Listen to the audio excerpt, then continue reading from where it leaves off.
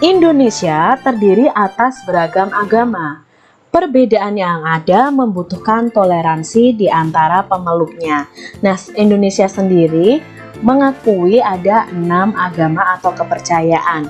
Ada Islam, Kristen, Katolik, Hindu, Buddha, dan Konghucu adik-adik. Jadi kalian sudah tahu ya, di pembelajaran kelas 2, kelas 3 itu kita sudah mengenal bermacam-macam agama di Indonesia. Nah, 6 agama ini memiliki kitab berbeda, memiliki tempat ibadah berbeda, lalu memiliki hari raya yang berbeda, memiliki pemuka agama yang berbeda-beda juga. Nah, sekarang kita akan belajar tentang perbedaan yang ada itu membutuhkan toleransi di antara pemeluknya.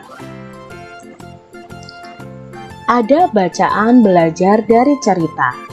Pak Burhan selalu memulai kegiatan di kelas dengan berbagi cerita. Bukan Pak Burhan yang bercerita, tetapi anak-anak di kelas yang bergantian bercerita. Berbagi cerita selalu dinantikan oleh anak-anak. Semua ingin memperoleh kesempatan bercerita. Pagi ini Pak Burhan mengajak anak-anak berbagi cerita seputar hari raya. Sehari sebelum hari Natal, yaitu di tanggal 24 Desember, aku dan keluargaku berkumpul di rumah Opa, ujar Edo. Di hari itu, Oma pasti memasak makanan spesial yang jarang dimasak di hari lain. Papeda juga menjadi makanan spesial yang terhidang di malam Natal. Kami sekeluarga berkumpul hingga larut malam dan mengakhiri malam dengan berdoa. Nah, kalau di hari Natalnya pada tanggal 25 Desember, kami sekeluarga pergi beribadah Natal di gereja.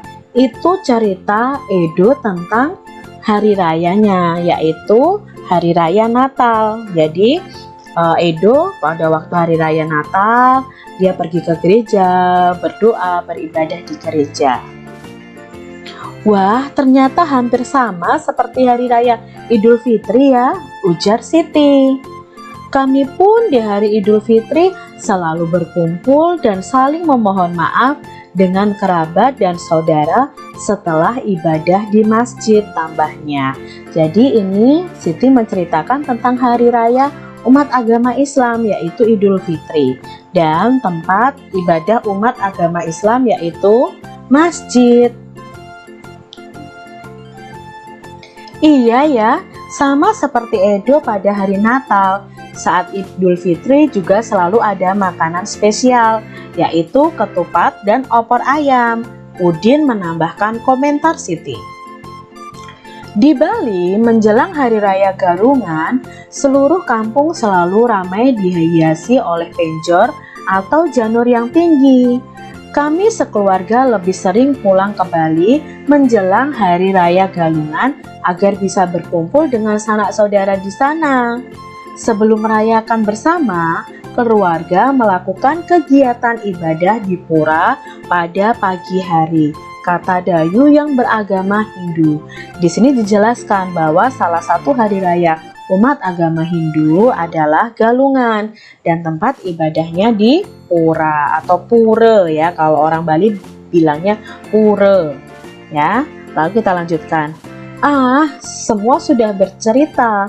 Aku juga mau bercerita, Pak. Boleh ya, hari ini banyak yang berbagi cerita. Pintalah nih. Pak Burhan dan teman-teman sekelas tertawa. Tentu saja boleh Lani. Ayo sekarang giliranmu bercerita, ujar Pak Burhan. Nah, kamu pasti belum pernah mendengar cerita tentang kebiasaan keluargaku di Hari Raya Waisak. Sebenarnya sih tidak banyak berbeda.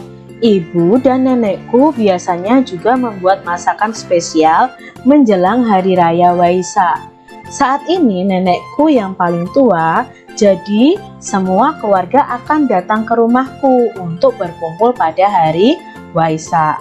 Selain menyediakan makan untuk keluarga, pada hari tersebut biasanya kami pun berbuat kebaikan bagi orang lain yang membutuhkan.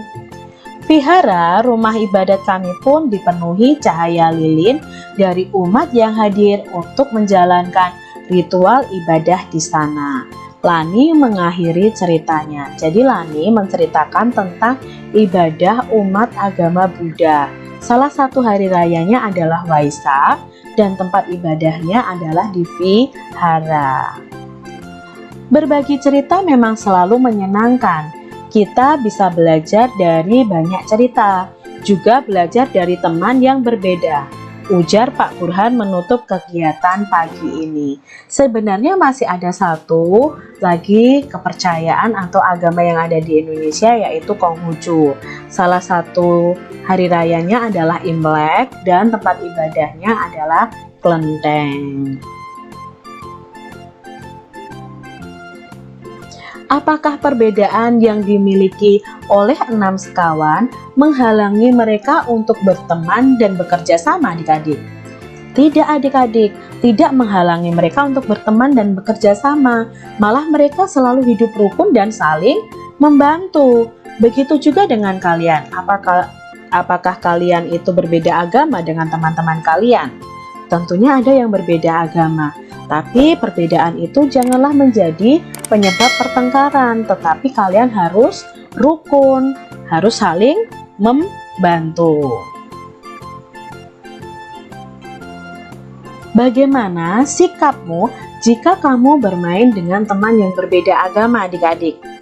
Ya, kita semua harus bermain dengan teman-teman yang berbeda agama ya, tidak hanya bermain dengan teman yang agamanya sama saja. Tidak, jangan seperti itu adik-adik. Kalian harus tetap bermain dengan semua teman. Nah, sikapmu ya tetap saling menghormati, tidak mengejek, saling membantu. Itu adalah sikap yang harus kita lakukan walaupun berbeda agama. Nah, demikian tadi adik-adik pembahasan kita.